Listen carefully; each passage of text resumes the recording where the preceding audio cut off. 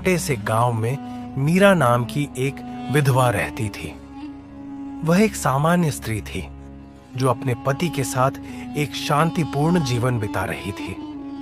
लेकिन जब अकाल मृत्यु ने उसके पति को छीन लिया तो मीरा का जीवन एक अंधेरे कुएं में गिर पड़ा। गांव में विधवाओं को समाज से तिरस्कृत माना जाता था। उन्हें पुनः विवाह करने, अच्छे वस्त्र पहनने और किसी प्रकार की खुशियों में शामिल होने का अधिकार नहीं था।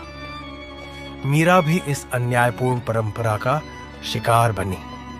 लोग उसे अपशकुनी समझने लगे और धीरे धीरे उसने खुद को अकेला और असहाय महसूस करना शुरू कर दिया।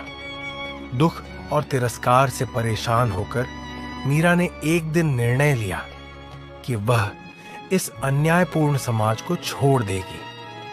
वह जंगल में जाकर शांति और सुकून की तलाश करेगी, जहां वह अपनी आत्मा को शांति प्रदान कर सके। मीरा बिना किसी उद्देश्य के जंगल की ओर बढ़ चली। गहरे और घने जंगल में चलते चलते वह एक छोटे से झरने के पास पहुंची। वहां उसे एक छोटी कुटिया दिखाई दी। उस कुटिया के पास एक साधु ध्यान में लीन थे। वह साधु थे आनंद। आनंद एक संत थे जिन्होंने अपना जीवन ध्यान, साधना और सेवा में समर्पित कर दिया था। उनके चेहरे पर एक दिव्य तेज था और उनकी उपस्थिति में एक अनोखी शांति थी। मीरा ने पहले तो कुछ नहीं कहा, लेकिन आनंद ने धीरे से अपनी आंखें खोली और पूछा, बेटी, तुम यहां अकेली क्यों आई हो? मीरा ने पहले कुछ हिचकिचाहट दिखाई, लेकिन फिर उसने अपने जीवन की दुख भरी कहानी आनंद को सुना दी। आनंद ने उसकी पीड़ा को गहराई से महसूस किया और कहा, यह संसार कष्टों से भरा है, लेकिन इन कष्टों का सामना करके ही हम सच्ची शांति प्राप्त कर सकते हैं। मीरा को आनंद के शब्दों में सच्चाई और गहराई महसूस हुई। उसने उनके पास कुछ दिन रुकने का निर्णय लिया। धीरे धीरे उसने आनंद से ध्यान और योग के बारे में सीखना शुरू किया। समय बीतने के साथ मीरा और आनंद के बीच एक गहरा रिश्ता बनने लगा। आनंद मीरा को अध्यात्म, ध्यान और जीवन के सत्य के बारे में सिखाते थे। मीरा को आनंद के व्यक्तित्व, उनकी करुणा और उनकी समझदारी से गहरी प्रेरणा मिली। धीरे धीरे मीरा और आनंद के बीच प्रेम का अंकुर फूटने लगा। यह प्रेम केवल शारीरिक आकर्षण नहीं था, बल्कि आत्मा का मिलन था। मीरा को आनंद में वह सुरक्षा और स्नेह मिला जिसकी उसे वर्षों से तलाश थी। आनंद ने भी महसूस किया कि मीरा के बिना उनका जीवन अधूरा है, परंतु आनंद अपने भीतर उठते भावों को लेकर संशय में थे। वे एक संत थे और समाज की दृष्टि में एक संत को प्रेम करने का अधिकार नहीं था। उन्होंने कई बार अपने मन को समझाने का प्रयास किया, लेकिन प्रेम की शक्ति इतनी गहरी थी कि वह इसे रोक नहीं सके।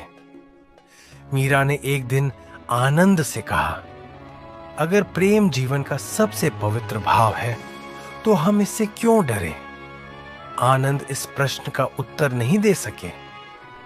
मीरा और आनंद का यह रिश्ता ज्यादा दिनों तक छिपा नहीं रह सका। गांव के कुछ लोगों ने जंगल में मीरा को आनंद के साथ देखा और इस बात को गांव में फैला दिया। गांव के प्रमुख और कुछ बुजुर्ग आनंद की कुटिया पर पहुंचे और उन्होंने कहा, तुम एक साधु हो, तुम्हें संसार से कोई नाता नहीं रखना चाहिए। यह अनुचित है कि एक विधवा तुम्हारे साथ रहे। आनंद ने शांत स्वर में उत्तर दिया, प्रेम कोई अपराध नहीं है। आत्माओं का मिलन शरीर से ऊपर होता है।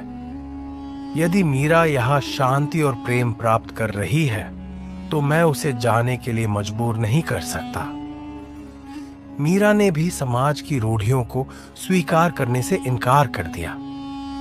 उसने साहस से कहा, अगर प्रेम करना पाप है तो यह संसार अधूरा है।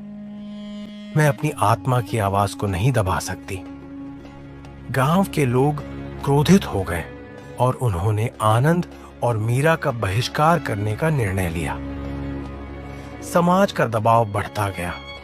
आनंद और मीरा को हर तरफ से तिरस्कार और अपमान का सामना करना पड़ा, लेकिन वे अपने प्रेम में अडिग रहे। कुछ समय बाद मीरा गर्भवती हो गई। यह सुनकर गांव में हलचल मच गई। लोगों ने आनंद को दोषी ठहराया और कहा कि उन्होंने अपने साधुत्व का अपमान किया है। आनंद और मीरा को कठोर निर्णय लेना पड़ा। उन्होंने तय किया कि वे विवाह करेंगे और समाज के सामने यह सिद्ध करेंगे कि प्रेम किसी भी नियम से ऊपर होता है। आनंद और मीरा ने समाज की परवाह किए बिना विवाह कर लिया। वे जंगल में ही रहे और वहां एक आश्रम बनाया, जहां वे समाज से तिरस्कृत लोगों को शरण देने लगे। गांव के कुछ लोगों ने इसे स्वीकार कर लिया, लेकिन कुछ ने अब भी विरोध किया। पर धीरे धीरे मीरा और आनंद के प्रेम और सेवा भाव ने सबका हृदय बदल दिया। समाज की सेवा और आश्रम की स्थापना। मीरा और आनंद ने एक आश्रम की स्थापना की, जहां वे जरूरतमंद लोगों को शरण, शिक्षा और चिकित्सा प्रदान करते थे। उन्होंने गरीब बच्चों को पढ़ाना शुरू किया, असहाय विधवाओं को स्वरोजगार की शिक्षा दी और रोगियों की सेवा की। धीरे धीरे उनके इस प्रयास को समाज में स्वीकार्यता मिली और लोग उनकी सराहना करने लगे। मीरा और आनंद की प्रेम कहानी केवल उनके जीवन तक सीमित नहीं रही। उन्होंने समाज को यह सिखाया कि सच्चा प्रेम सभी बाधाओं को पार कर सकता है। उन्होंने समाज की सेवा की, लोगों को ध्यान और आत्मिक शांति का मार्ग दिखाया और यह संदेश दिया कि प्रेम केवल देह तक सीमित नहीं, बल्कि आत्मा की गहराइयों तक जाता है। ये कहानी हमें यह सिखाती है कि प्रेम सच्चा हो तो वह समाज की रूढ़ियों से नहीं डरता। मीरा और आनंद ने अपने प्रेम को संघर्षों के बावजूद जिया और समाज को एक नई दिशा दी